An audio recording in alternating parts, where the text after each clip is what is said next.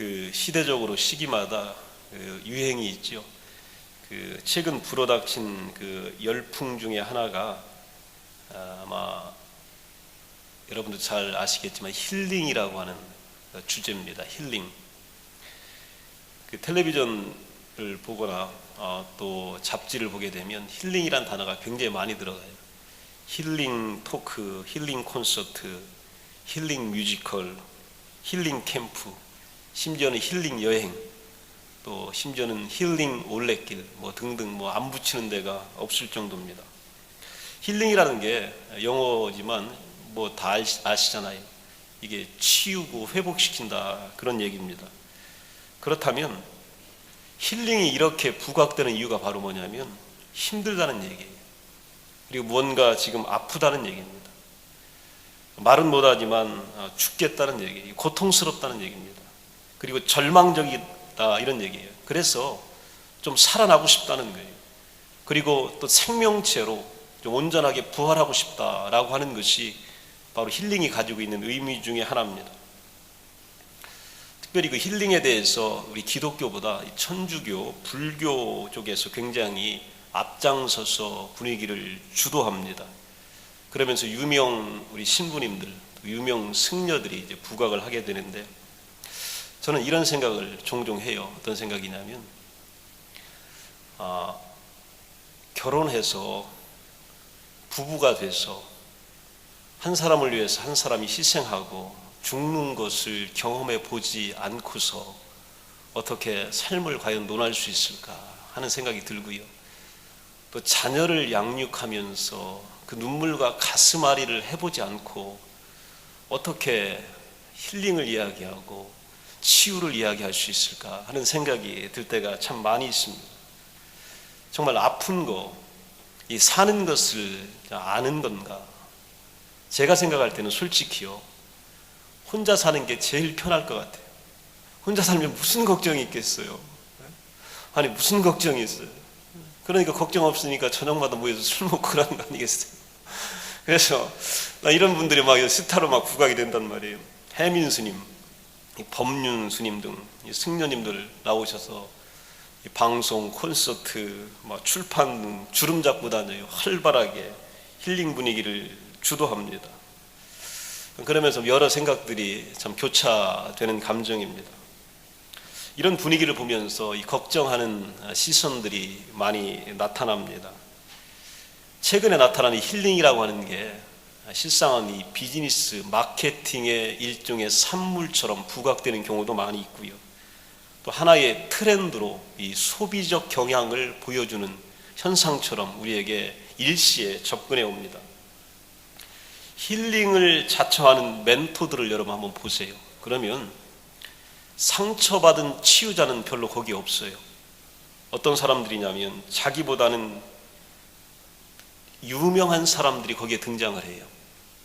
그리고 사회적 희생자, 약자라기보다는요, 안정적인 주의를 확보한 사람들이 멘토로 등장을 합니다. 그리고 그들에게 위로받고 기대려고 사람들이 합니다. 이들이 주는 힐링은 뭐냐면 들어준다는 거예요. 공감한다 그런 얘기고, 또 현상을 분석한다는 거예요. 그래서 대상들에게, 시청자들에게, 청중에게 설명을 해줍니다. 그리고 내면적 위로를 제공해 준다고 그래요. 그런데 결국 보면 원인 규명, 대안 제시, 구체적 도움을 제공하는 데는 빈약하기 짝이 없습니다. 잠깐 그 시간 동안만 조금 그러는 듯 하다가 아무것도 달라진 게 없는 게 이런 사건들이고 이런 분위기입니다. 우리 지난 고국에서 있었던 대통령 선거 열기를 보면서 뭐를 느꼈냐면 온 나라가 정말 새로운 리더에게 힐링을 원하고 있다라고 하는 것을 목격합니다. 이 백성들이 이 후보자들에게, 리더에게 뭘 요구하냐면 다른 게 아니에요. 모두가 힘들다는 거예요. 그리고 나를 먼저 봐달라는 거예요. 다른 사람, 다른 집단, 다른 공동체보다 내가 더 지금 절박하다는 거예요. 나를 좀 먼저 집중해주고 내 얘기를 들어달라. 이게 온 국민들 얘기였어요. 온 사회의 얘기였습니다. 이번 대통령 연설 취지의 핵심은 다른 게 아니잖아요. 국민 행복 시대를 열고 또 희망의 세상을 만들어 나가자. 국민의 기대가 큽니다. 이게 무슨 얘기냐면 이 국민과 백성들을 한번 살려보겠다는 얘기예요. 한번 힘있게 우리 다시 한번 살아나자. 이게 바로 행복이고 희망이란 단어 속에 포함되어 있는 겁니다. 그런데 우리가 이런 것들을 이렇게 보면서요, 어떤 생각을 하냐면 진짜는 놓치고 유사품이나 모조품에 우리가 현혹되고 있구나라고 하는 생각을 갖게 됩니다. 힐링, 치유, 행복, 희망의 해답은 여러분 그런 데에서는 진짜로 나오지 않습니다. 오늘 본문 말씀에 있고 예수 그리스도가 우리에게 전해준 생명 가운데 있습니다. 이 말씀을 믿고 의지해야 진정한 치유의 길로 우리가 첫걸음을 내디딜 수가 있게 되는 겁니다. 오늘 요한복음 1장 4절 5절을 보게 되면 예수님은 생명과 빛으로 우리에게 소개가 되고 있습니다. 예수 안에 생명이 있고 예수님 자신이 생명이다 이렇게 말씀하고 있는 거예요. 9절에는 예수님을 참 빛으로 소개하고 있습니다. 참 빛이신 예수가 세상에 와서 우리에게 이 빛을 비추고 있는 겁니다. 어둠과 죄와 사망 가운데 있는 우리에게 진리의 빛을 비추시고 또 하나님의 생명을 주시기 위하여 오셨음을 우리에게 선포하고 있는 겁니다. 이 희망과 행복이 저절로 생기는 것은 절대 아닙니다. 나를 근본적으로 변화시켜주고 치유하는 것은 시간의 주인이신 이분과의 관계가 근본적으로 변해야 됩니다. 그래야 여기서 희망도 생기고 행복도 생기고 치유도 일어나게 됩니다. 이 예수님은 어떤 분이냐면 어둠 속에 비추는 생명의 빛이십니다. 예수님은 어둠에 사로잡힌 이 세상을 새롭게 창조하려고 빛으로 육체를 입고 우리 가운데 오셨습니다. 사망의 매인 자들을 구원하여 생명을 주려고 이 땅에 오신 겁니다. 하나님을 외면한 채 제한된 자기 자원으로 목숨을 연명하는 사람들에게 하나님의 주권자로 오신 겁니다. 그분이 왕 되시고 주가 되시고 구원자가 되신다고 우리에게 선포하고 있는 겁니다.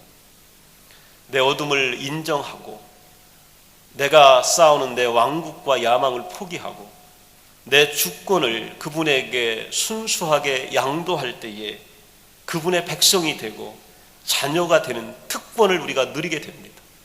여기서 우리에게 생명을 맛보는 위대함을 경험하게 됩니다. 예수님은 자기 백성을 당신이 머물 거처와 성전으로 삼으신 아버지의 독생자로 우리에게 오셨습니다. 구약에 보면 하나님은 이스라엘 이 언약 백성들 가운데에 성막을 지으라고 했어요. 이 성막이 바로 성전입니다. 여기가 내 집이다 이렇게 말씀하셔요. 여기서 내가 너희와 만나겠다. 내가 너희와 소통하겠다. 너희에게 말하겠다. 이렇게 말씀하고 계십니다. 그런데 오늘 이 하나님께서 우리를 여러분 하나하나를요. 자기 백성 하나를 자신의 집으로 삼으시겠다는 거예요. 자신의 성전 홀리 플레이스로 삼으시겠다는 거예요. 그리고 여기 찾아오시겠다는 겁니다. 내 속에 직접 빛으로 오시겠다는 거예요. 여기 오신 분이 누구냐면 아버지고 독생자가 되시는 겁니다. 그리고 그 안에 뭐가 있냐면 우리 그리스도 안에는 진리와 은혜가 충만하다. 그리고 내가 머무는 그곳을 그렇게 만드시겠다는 거예요. 내 집을 은혜와 진리가 충만한 곳으로 만들어 주겠다는 거예요. 내가 당신의 집이 된다는 겁니다. 이것이 바로요 우리에게 주는 위대한 희망입니다. 이것이 바로 우리를 살리는 생명의 소식이 되는 겁니다. 두 번째는요, 대표적인 사람이 요한복음 1장에 등장하는데 세례 요한입니다. 예수님보다 6개월 전에 이 땅에 왔지요. 그리고 예수님의 사역을 도왔던 자입니다. 근데 우리는 세례 요한에게서 진정한 생명을 발견하게 됩니다. 진정으로 세례 요한이 꿈꾸었던 희망을 우리는 보게 되는데요. 우리 모두는 자신을 스스로 알기가 굉장히 어렵습니다. 나 자신이 누구인가? 이 정확한 대답을 내리기는 굉장히 힘이 듭니다. 알지라도 그것을 솔직히 인정하기가 쉽지 않습니다. 사실 아닌 나를 두고 사람들이 기대하고 평가하고 칭송을 해줘도 별로 부인하고 싶지 않습니다. 그냥 그대로 인정하고 싶고 놔두고 싶고 또 그대로 되기를 바랍니다.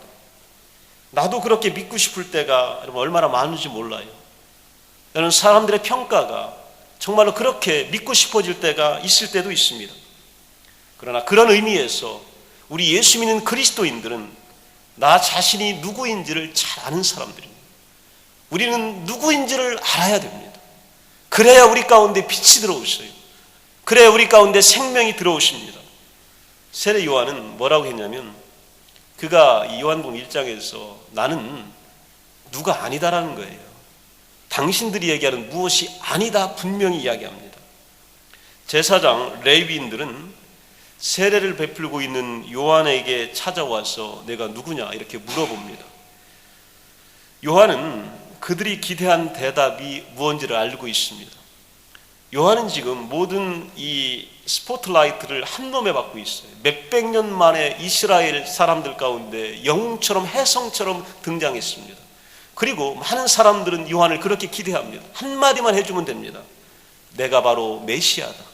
이 한마디만 해주면 모든 것이 끝나게 됩니다. 모든 사람들이 그렇게 되길 바랍니다. 그런데 세례 요한이 뭐라고 얘기했냐면 나는 메시아가 아니다 이렇게 얘기합니다. 나는 엘리야도 아니다. 모세도 아니다. 선지자도 아니다. 이렇게 분명하게 확인합니다. 하나같이 선망의 대상이 되는 주의였고 그렇다고 하면 믿어줄 분위기입니다. 어느 하나 반대할 사람 하나도 없는 그런 상황입니다. 그런데 요한은 단호히 아니다라고 대답합니다. 하나님께서 나를 부르신 자리, 내게 맡겨주신 사명과 선물로 주신 은사 외에는 아니다라고 우리가 말할 수 있을 때에 생명의 길로 나아갈 수 있습니다. 그리스도 안에서 우리의 삶에 주인 되시는 그분을 모시고 그분이 왕노릇 하실 수 있고 나를 통해 영광과 찬미 받을 유일한 분이라고 나를 부인할 때에 우리 안에 치유가 일어납니다. 우리 안에 생명이 다시 한번 일어나게 됩니다. 세례 요한이 또 한 얘기가 뭐냐면 나는 누구다 이렇게 얘기를 해요. 나는 무엇다 이 대답을 줍니다. 말씀하신 메시아의 길을 곧게 하라고 보냄받은 광야에 외치는 자의 소리다 이렇게 분명히 자기를 정의합니다. 환영받을 소리가 아니라 불편하고 낯선 소리라고 그렇게 말합니다. 뒤에 오실 그분에 비하면 자신은 그의 신발끈을 풀기도 감당 못할 사람이라고 그렇게 설명합니다. 그런데 성경을 보면요, 그가 겸손했거나 또 자신을 특별히 낮춘 것이 아닙니다. 있는 그대로 자기 사명을 밝히고 있는 거예요. 내가 누구인지를 그냥 솔직하게 그대로 얘기한 겁니다. 그리고 그 사명에 어울리는 자리에 있는 거예요. 그 자리는 바로 광야였고 그 자리는 바로 힘든 자리였습니다. 힐링은 여러분 그때 일어나는 거예요. 내 자리 가운데에, 내 사명 가운데에, 내게 주신 은사 가운데에 내가 있는 겁니다. 내가 그런 존재임을 오늘 사람들에게 분명하게 밝힐 때에 일어나게 되는 겁니다. 예수님은 그 49절을 우리가 보게 되면 이 나다나엘이 이렇게 이야기합니다. 당신은 하나님의 아들이시요 이스라엘의 임금님이십니다 라고 고백할 때에 한 가지 놀라운 비밀을 이 나다나엘에게 알려줍니다. 51절에 보면 하늘이 열리고 하나님의 사자들이 인자 위에 오르락 내리락 하는 것을 보리라. 즉 예수님은 창세기 28장 12절에 나오는 야곱의 사닥다리를 자신에게 적용시켜 말하고 있습니다. 야곱이 보았던 사닥다리가 야곱과 하늘을 연결하여 하나님의 사자가 오르락 내리락 하였듯이 하나님과 예수님 안에 오늘 멀리 계시는 하나님과 이 땅의 육체 가운데 오신 예수님 사이에 천사들이 오르락 내리락 하여 연결되어 있다 이렇게 말하고 있는 겁니다. 예수님은 이 말을 나다나엘에게 한 사람에게만 하지 않고 듣고 있던 모든 제자들에게 다 들으라고 말씀하여 줍니다.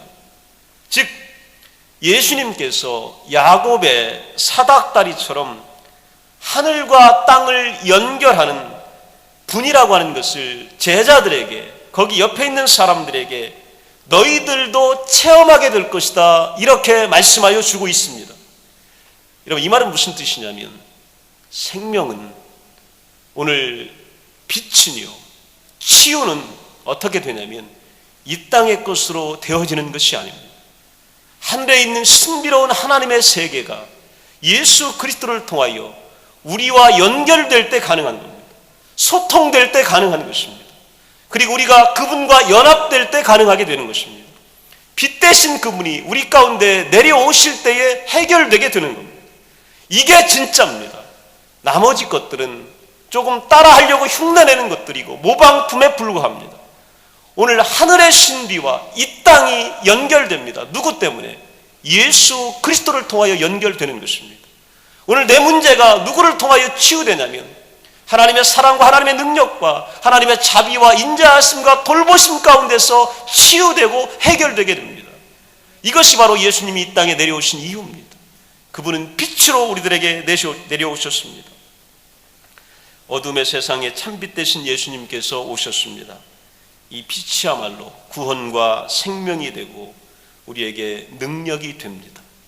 이 땅에서 여러분 하나님과 연결되는 신비로운 세계 가운데에 편입되시기를, 그리고 연합되시기를 간절히 축원합니다.